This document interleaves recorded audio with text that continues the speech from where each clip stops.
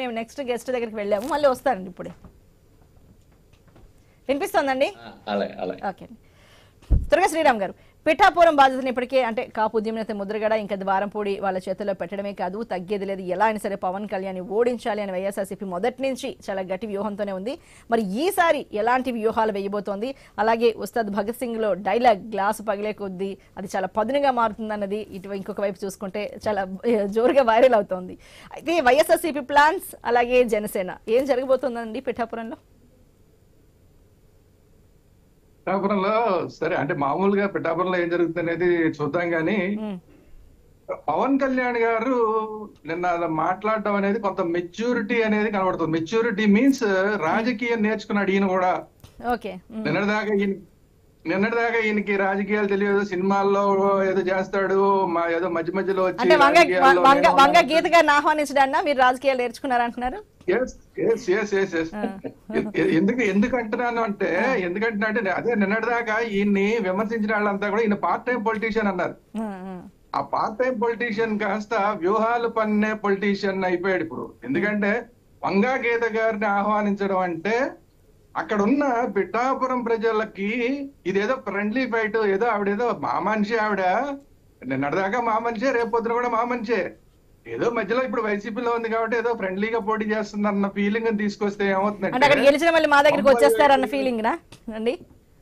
95,000 కాపు ఓట్లు ఉన్నాయి అక్కడ. 95,000 కాపు ఓట్లు టార్గెట్ చేసి ఆయన మాట మాట్లాడారు. అందువల్ల ఏంటంటే ఆ 95 ఇంకా ఫ్రెండ్లీ ఫైట్ అన్నప్పుడు ఎవరికి వేస్తారు? జనరల్ గా ఎవరైనా కూడా మామూలుగా ఓటర్ నాడు ఎలా ఉంటుందంటే మన ఓటు గెలిచే వాళ్ళకి వేద్దాం అనుకుంటారు. అంటే ఆ ఫీలింగ్ ని ముందే తీసుకొచ్చేస్తున్నారు. గెలిచేది ఎటు తిరిగి పవన్ కళ్యాణే.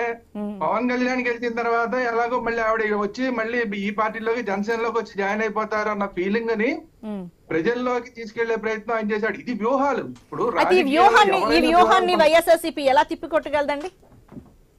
ఖచ్చితంగా వాళ్ళ వ్యూహాలు ఖచ్చితంగా వాళ్ళకు ఉంటాయి. ఇప్పుడు పవన్ కళ్యాణ్ అన్నంత ఆయన ఏదో పొగిడినట్టు కాదు, వ్యూహాత్మకంగా ఆయన వ్యవహరించారు అని చెప్తున్నా. అట్ ది సేమ్ టైం అందుకనే ముద్రగడ పద్మనాభం గారిని వాళ్ళు తీసుకొచ్చిన కారణం ఏది? ముద్రగడ గారిని ఫస్ట్ అసలు వైసీపీలోకి తీసుకొస్తామని చెప్పి, మళ్ళీ మాకు అక్కర్లేదు పో అని చెప్పి, మళ్ళీ ఆయన రకరకాలుగా ఆ పార్టీలు ఈ పార్టీలు అనుకుని చివరికి ఏ పార్టీ కాకుండా మళ్ళీ పవన్ కళ్యాణ్ గారు పిఠాపురం అనగానే మళ్ళీ అర్జెంట్ గా ముద్రగడ గారి టచ్ లోకి వైసీపీ వాళ్ళు వెళ్ళి, ఇవన్నీ ఎందుకు జరిగినాయి? అందువల్ల వైసీపీ వాళ్ళ వ్యూహం వాళ్ళకు ఉంది. వైసీపీ అక్కడ పోటీ చేసేది వంగా గీత గారే అయినా సరే, రేపు ముద్రగడ గారు అక్కడ కీలకంగా మాట్లాడు, అక్కడికి వెళ్ళి ఆయన ప్రచారం చేస్తాడు. ఇప్పుడు అనకాపల్లిని వాళ్ళు అనౌన్స్ చేయలేదు ఇంకా. అనకాపల్లి ఎంపీ టికెట్ అనౌన్స్ చేయకపోవడానికి కారణం కూడా అదే. ఒకవేళ పవన్ కళ్యాణ్ అనకాపల్లి నుంచి పోటీ చేస్తే ముద్రగడ గారిని పోటీ చేసే ఉద్దేశం ఉండుండొచ్చు. అయితే ఇప్పుడు పవన్ కళ్యాణ్ గారు నిన్న స్పష్టం చేశారనుకోండి, నేను అయితే కాకినాడ లేకపోతే మళ్ళీ పిఠాపురం అని చెప్పి. బట్ ఏంటంటే ఎంపీగా కూడా పోటీ చేసే అవకాశాలు లేకపోలేదు అని అనడాన్ని ఎలా తీసుకోవచ్చండి మరి? అదే ఇప్పుడు అదే ఆ కన్ఫ్యూజన్ అనేది ఇప్పుడు భారతీయ జనతా పార్టీ వల్ల వస్తున్న కన్ఫ్యూజన్ ఇదంతా కూడా. ఎందుకంటే వాళ్ళు చెప్తున్నది ఏంటంటే, నువ్వు కేంద్రంలోకి వచ్చి నీ కేంద్ర మంత్రి పదవి ఇస్తాం, ఎందుకు నువ్వు అక్కడ ఇప్పుడు మళ్ళీ నువ్వు ఒక పార్టీ నాయకుడు పోయి ఉండి మళ్ళీ ఇప్పుడు అక్కడ చంద్రబాబు నాయుడు గారు ఉంటారు, చంద్రబాబు నాయుడు గారి కింద నువ్వు మంత్రిగా పనిచేయాలి. అరే మంత్రి ఉప ముఖ్యమంత్రి అది వేరే విషయం అనుకోండి, ఏదైనా కూడా ఆయనకి సబార్డినేట్ గా పనిచేయాలి.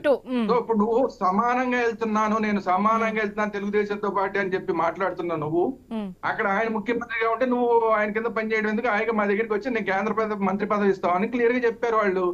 అందువల్ల అయితే ఏంటంటే పవన్ కళ్యాణ్ గారి ధ్యాస అంతా రాష్ట్రం మీద ఉంది. ఇది సమస్య. ఆయన ధ్యాస అంతా రాష్ట్రం మీద ఉంది, రాష్ట్ర రాజకీయాల మీద ఉంది. అందువల్ల ఏంటంటే ఇప్పుడు వాళ్ళు ఏం చెప్తారు, ఫైనల్ గా భారతీయ జనతా పార్టీ వాళ్ళు కొంచెం బలవంతం చేశారనుకోండి, అప్పుడు ఆయన కాకినాడ ఎంపీకి వెళ్ళిపోతారు. అప్పుడు మనం ఇప్పుడు పిఠాపురం గురించి మాట్లాడుకుంటున్నాం. పిఠాపురంలో ఆయన ఉదయ్ శ్రీనివాస్ వచ్చేస్తాడు టీ టైం ఆయన. ముందున్నది వర్మ గారే కదండి. వర్మకి నాకు తెలిసి వర్మకి అసలు ఇక్కడ ఓటర్ ఐడి ఇక్కడ లేదనుకుంటా నాకు తెలిసి, బహుశా హైదరాబాద్ లో ఉంది. అందువల్ల ఏంటంటే ఆయన ఎమ్మెల్యేగా పోటీ చేసే అవకాశం లేదు. ఒకవేళ ఎంపీగా పవన్ కళ్యాణ్ కాకినాడ నుంచి పోటీ చేస్తే కాకినాడ నుంచి వర్మ గారు పోటీ చేసే అవకాశం ఉంటుంది, కానీ ఎమ్మెల్యేగా పోటీ చేసే అవకాశం లేదు. సో ఏదైనా అందుకనే అంటే ఎవరి వ్యూహాలు వాళ్ళకు ఉంటాయి, తప్పే లేదు. అందరూ వ్యూహాలు పనొచ్చు. ఎన్నికలు అంటేనే వ్యూహం. ఎన్నికల యుద్ధంలో తప్పకుండా వ్యూహాలు పన్నాలి. ఎవరి వ్యూహం సక్సెస్ అవుతుంది అనేది ఇప్పుడు మనం చూడాల్సిన విషయం. బట్ ఏంటంటే పవన్ కళ్యాణ్ గారికి ఇంతకు ముందు లాగా మెచ్యూరిటీ లేని నాయకుడిగా లేరు. ఇప్పుడు ఆయనలో కూడా మెచ్యూరిటీ వస్తుంది అనేది మనం గమనించాల్సిన అంశం.